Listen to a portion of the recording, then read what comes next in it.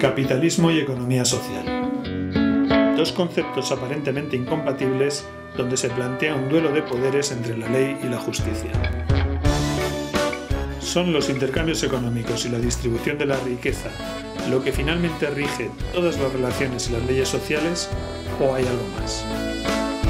En este escenario, y según algunos economistas, surge una nueva necesidad.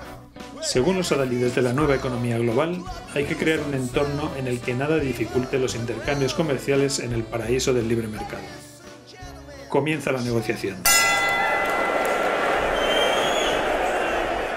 Es un acuerdo muy amplio, es un acuerdo, probablemente el acuerdo más importante de comercio que ha negociado hasta ahora la Unión Europea, y por lo tanto para nosotros lo clave es conseguir que sea un acuerdo equilibrado que represente igualmente a los intereses de Europa. Es un tratado de libre comercio, de liberalización de mercancías y de servicios. Va mucho más allá de lo que es meramente una relación comercial. Reducir los costes innecesarios de la duplicación reglamentaria. Eliminar los aranceles en su gran mayoría.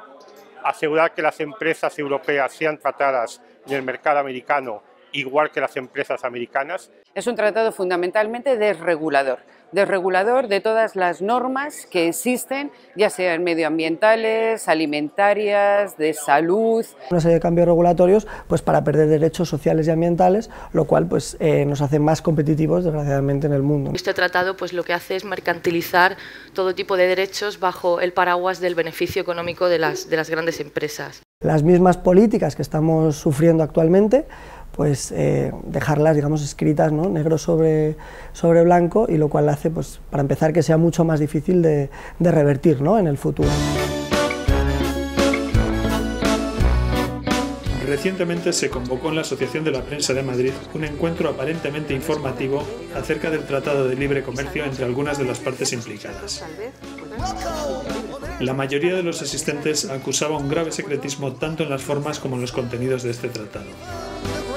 El mensaje que hasta ahora ha ido trascendiendo ha sido el de no os preocupéis, no vamos a perder, tranquilos. Claro, cuando ese es el mensaje, uno se preocupa, porque en lugar de decirnos que no nos preocupemos, quizás deberían de haberse preocupado más en decirnos que vamos a ganar. Una cierta opacidad, una cierta discreción podría ser más explicable, digamos, en sectores que están más directamente conectados con la seguridad nacional, con aspectos militares, etcétera, etcétera, ¿no? Hay un compromiso expreso con el gobierno de Estados Unidos para que se mantenga secreto acerca del detalle de la negociación de más de 30 años, Y claro, la pregunta de todos aquellos que desconfiamos del detalle del tratado es ¿por qué?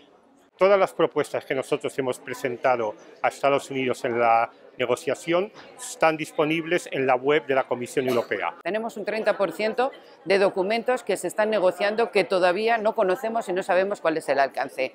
Lo único que nos lleva a pensar esto, este oscurantismo y este secretismo, es porque no quieren que la sociedad conozca las repercusiones tan negativas que el TTIP va a tener precisamente para los trabajadores, para los ciudadanos y para los consumidores. OCU comprende que tiene que haber una cierta confidencialidad, por supuesto, pero no este apagón de las informaciones que estamos sufriendo los consumidores, los ciudadanos. Hemos hecho un gran esfuerzo de asegurarnos de que haya el máximo de información posible para el ciudadano europeo, y continuaremos estando implicados en este debate a medida que continúa la negociación. La Comisión Europea, pues sí que hemos de decir que está violando el artículo 218 del Tratado de Funcionamiento de la Unión Europea, y está violando además la sentencia última del Tribunal Superior de Justicia Europeo, que ha llevado a la Defensora del Pueblo a abrir una investigación sobre la falta de transparencia. La Comisión Europea se excusa en que una negociación así debe permanecer oculta para no enseñar las cartas a la otra parte, que sería Estados Unidos. Sin embargo, no nos están diciendo ni siquiera las cartas que ya han enseñado a Estados Unidos, ¿no? Lo cual nos da que pensar que realmente con quien está jugando la partida no es con Estados Unidos, sino contra la población europea y estadounidense, ¿no? Quien algo oculta es porque quiere ocultar algo, y por tanto podemos tener sorpresas en un momento determinado en relación con este tratado. La Comisión Europea y todos los Estados miembros estamos haciendo un esfuerzo sin precedentes de transparencia, un esfuerzo que se traduce en primer lugar en que se ha publicado el mandato de negociación. Y la falta de transparencia nos hace temer que las peticiones de la industria, que sí que están pidiendo abiertamente una desregulación de nuestros derechos sociales y ambientales, pues se vayan a tener más en cuenta, ¿no? Este tratado no refleja en absoluto los intereses de los ciudadanos. Y el primer ejemplo es que no nos han preguntado, ni consultado, ni informado.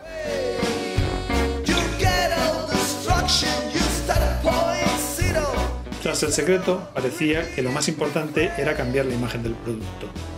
Un producto que pretende salvar nuestras economías y nuestro modo de vida, y mejorar nuestras relaciones con nuestros socios comerciales del otro lado del Atlántico.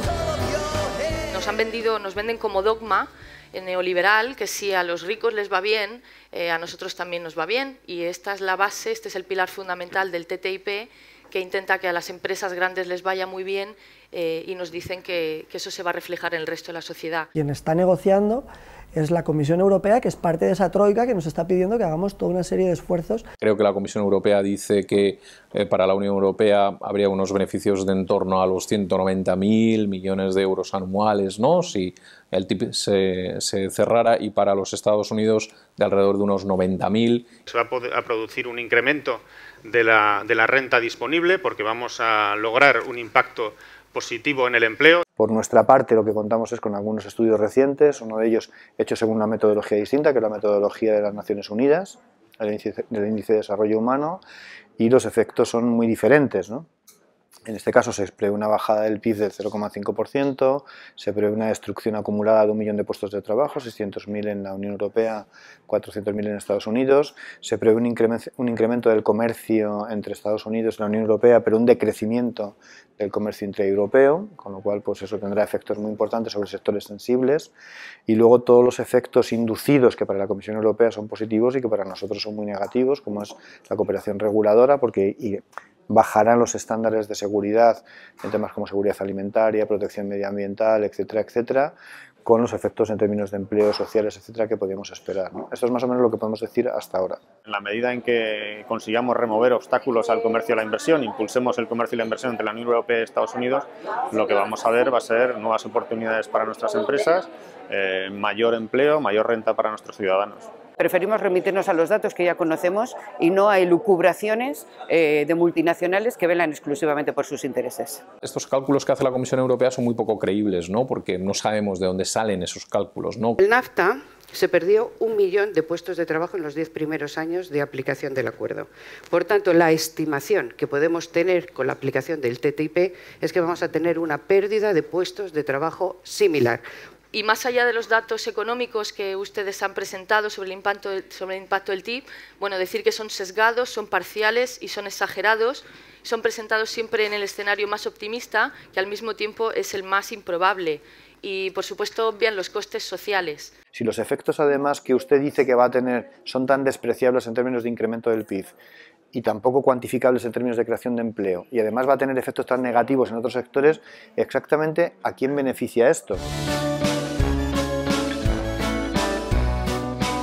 Creemos que este es un acuerdo en el que básicamente los consumidores tenemos todo que ganar, básicamente porque vamos a tener una mayor elección de productos, vamos a tener esos productos a mejores precios. Los únicos beneficiados son las grandes corporaciones, ni siquiera las empresas de pequeño y mediano tamaño, porque van a ser incapaces de competir en gastos de producción, en gastos de comercialización, en redes de comercialización que tienen ya montadas las multinacionales, no van a poder competir con ellas, lógicamente. Y todo eso se va a hacer con garantías plenas de los derechos de los consumidores.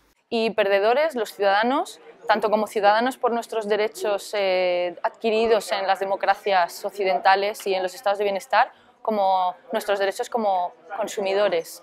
Entendemos que hay algo más detrás de ese tratado cuando, con un grado de armonización tan potente entre las economías más avanzadas del mundo, al fin y al cabo, se quiere aún, no sé, pertrechar esto, ¿no?, con un marco legal diferente, nuevo, que de alguna manera se salta los preceptos, por mucha seguridad que quiera dar la Comisión Europea, se salta los preceptos de los Estados miembros. En ningún caso vamos a aceptar comprometer en nada el nivel de protección de los ciudadanos europeos. ¿Cómo vamos a casar en el sector cosmético de la cosmética que en Europa haya más de 1.200 sustancias químicas peligrosas y en Estados Unidos simplemente haya 11? Hay unos 2.000 productos químicos o derivados de químicos, fitoquímicos, fitosanitarios, que están prohibidos en Europa y que son de uso común en Estados Unidos. ¿Vale? Armonizar significa dejar entrar a la mitad de estos. Como, por ejemplo, también vamos a llegar a un acuerdo cuando la protección de datos personales en Estados Unidos todos sabemos que es diferente a la legislación europea. Yo creo que los ciudadanos europeos tenemos que tener las mismas garantías de protección contra el espionaje que los ciudadanos norteamericanos. La industria farmacéutica se le va a dar aún más poder con el TTIP. Modificaría además un aspecto esencial de nuestros principios rectores, que es el principio de prevención. ¿Vale? Ellos actúan por el principio de riesgo, nosotros por el principio de prevención. Ellos prohíben algo cuando se demuestra que es perjudicial, nosotros no aprobamos nada hasta que no se demuestre que no es perjudicial. Los alimentos quizás, como se nos está diciendo por una parte, van a llegar a un precio más económico, pero con unos niveles de calidad inferiores a los que los ciudadanos europeos disfrutamos.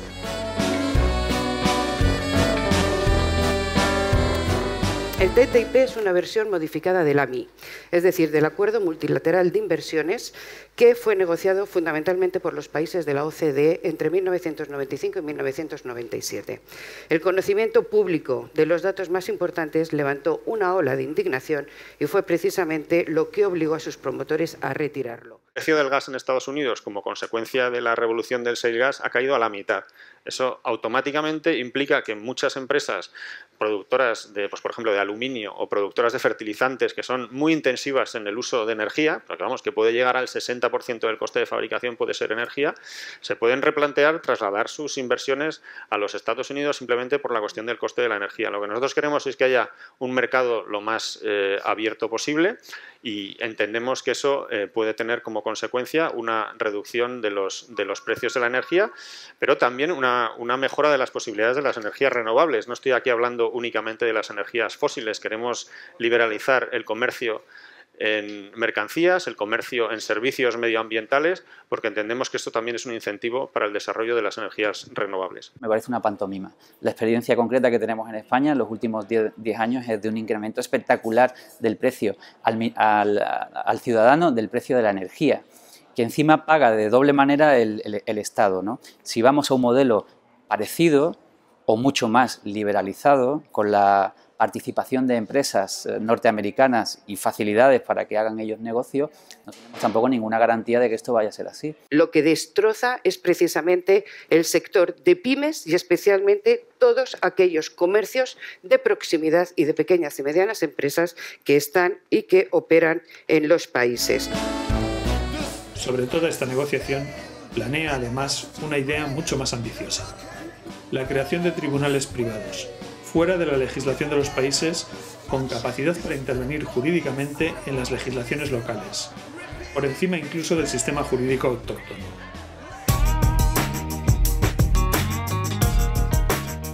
Es verdad, como se está diciendo, como se ha publicado, que aquel inversor que sienta que con la política de un Estado miembro se le ha perdido inversión por una decisión política, va a poder demandar al Estado miembro y, lo que nos preocupa muchísimo, en un tribunal ad hoc. Una de las cosas que propone el TTIP es vaciar de soberanía legislativa tanto a la Unión Europea como a los Estados miembros. A través de mecanismos como el ISDS se va a poder demandar a los Estados por parte de corporaciones privadas que consideren que ciertas legislaciones les impide conseguir los beneficios que ellas consideran que merecen. Los conflictos quedan resueltos desde luego en el ámbito privado, con lo cual se está pervirtiendo, por supuesto, toda calidad democrática y se está pervirtiendo todo sistema de control por parte de la población. No se trata de nada más que de asegurarnos de que los reguladores de ambas partes, de común acuerdo, identifiquen prioridades para la cooperación reglamentaria futura y exijan un seguimiento de la cooperación reglamentaria en curso. Hay un desplazamiento lingüístico absolutamente poco inocente que se usa. Por ejemplo, se utilizan los términos como reguladores o instituciones reguladoras para referirse a las instituciones democráticas y representativas. Esto no es neutro. Esto lo que significa es que se pone a todas las instituciones, ya sean públicas o privadas, en igualdad de condiciones o en situaciones de equivalencia. Y lamentablemente ni son iguales ni están en situación de equivalencia. Hay elementos, instituciones democráticas y representativas que tienen que estar por encima de instituciones que no han sido recogidas en ningún otro elemento. Ya existe esta tendencia de que los inversores utilicen cada vez más estos mecanismos de la ISDS para poner en cuestión medidas que han sido adoptadas en defensa de intereses legítimos, de intereses públicos legítimos, como la protección de los consumidores, el medio ambiente o la salud. No hay ningún tipo de relación entre la existencia de una cláusula como el ISDS y el aumento de inversiones en un Estado. Esto lo dijo el otro día el director general de Comercio de la Unión Europea. Y tenemos el ejemplo de Brasil, que no tiene ISDS, o de Australia, que lo ha rechazado hacia Estados Unidos, pues las inversiones no han decrecido. Lo que nosotros queremos asegurar es que en el proceso de negociación, pues, derechos laborales quedan totalmente protegidos. Se dice en el mandato, pero se dice en los acuerdos anteriores que ha negociado la Unión Europea, que no deben relajarse los estándares sociales y medioambientales con el objeto de alcanzar mejoras en el comercio y la inversión. Es una condición previa para la negociación del acuerdo y va a estar contenido en el texto del acuerdo. Lo mismo puede decirse de los estándares de protección de los consumidores. Lo mismo puede decirse de todos los estándares de protección de la salud o la seguridad de los productos. Los eurodiputados no tienen ninguna garantía de que haya esta seguridad, de que se vayan a salvaguardar nuestros derechos. Vamos a armonizar además cuestiones esenciales, la relación, por ejemplo, laboral con un macro país, ¿no? Con un continente, una potencia mundial, económica, social, cultural, como es Estados Unidos, que ni siquiera ha firmado acuerdos básicos de la Organización Internacional del Trabajo. Antes de que haya cualquier tipo de propuesta de una nueva reglamentación en la Unión Europea, hay un proceso muy amplio de consulta y de evaluación de impacto. Yo no confío en absoluto en que se vayan a respetar los marcos normativos, sociales y las posibles incidencias que tengamos fuera de otros espacios en base a esta negociación. Gente que dice que estamos hablando de una privatización de la justicia, ¿no? Ellos dicen que van a eliminar todos los obstáculos al comercio.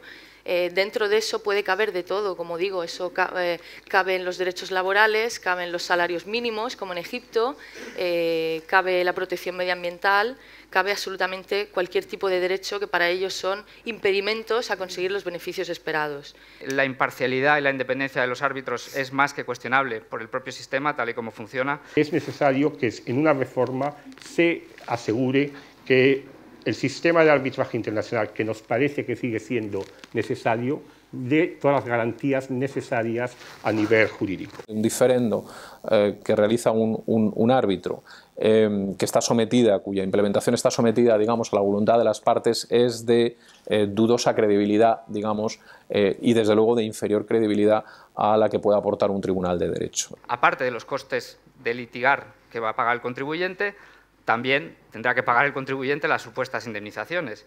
Y luego, además, es un sistema discriminatorio porque un inversor nacional o un consumidor nacional no puede usar este mecanismo para ir contra el Estado que adopta una medida que es contraria, ¿no?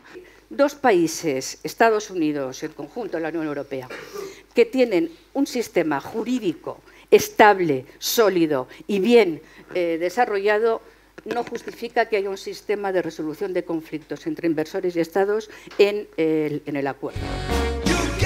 Actualmente, varios Estados europeos ya han presentado sus reservas a la implementación de estos tribunales, pero no hay que descartar nuevas iniciativas futuras en esta línea de trabajo.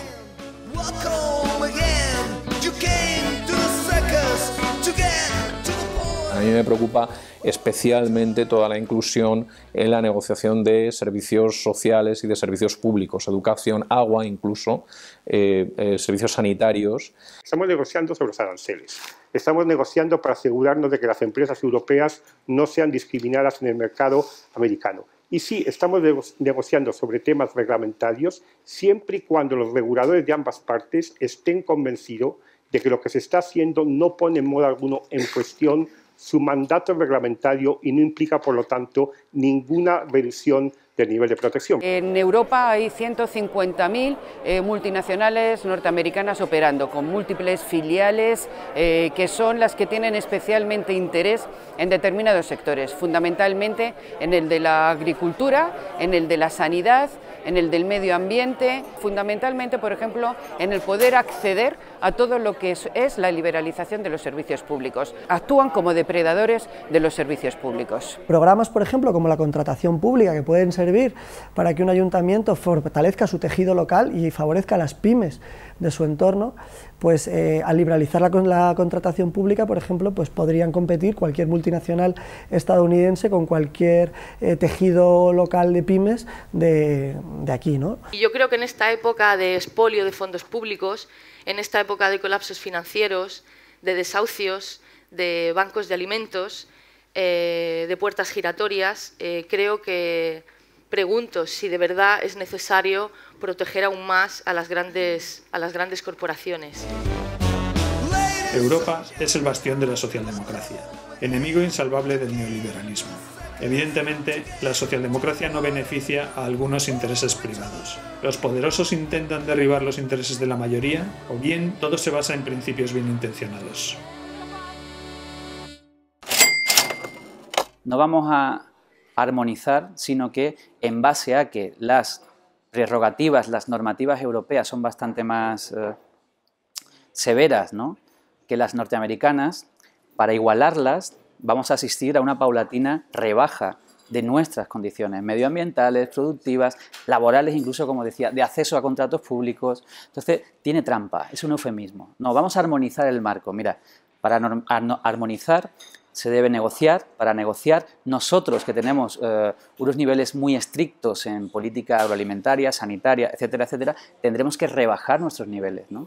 Además de atacarnos como ciudadanos, por supuesto nos ataca también como consumidores, pone en peligro derechos en cuanto a la seguridad alimentaria, la medioambiental, la sanitaria, los estándares laborales, la privacidad de los datos, el acceso a los medicamentos, y ya vemos el camino que cogen los gobiernos neoliberales, y lo vemos aquí en España con cómo se está tratando el asunto de la hepatitis C, donde se están primando los derechos de la propiedad intelectual por encima del propio derecho a la vida. Estados Unidos no tiene ratificados 70 convenios de la OIT en materia de relaciones laborales, entre ellos el de negociación colectiva, el de la conciliación de la vida laboral o personal y otros tantos de los que podíamos hacer caso. Y, por tanto, en ese sentido, no somos en absoluto optimistas de qué es lo que va a suceder con el empleo. Nosotros creemos que las empresas deben adaptarse a nuestros derechos y no al revés, que la sociedad debe construirse basándose en los pilares de los derechos de los ciudadanos y como ciudadanos, y los derechos de los estados y a su libertad de legislar y a su soberanía legislativa, y no al contrario.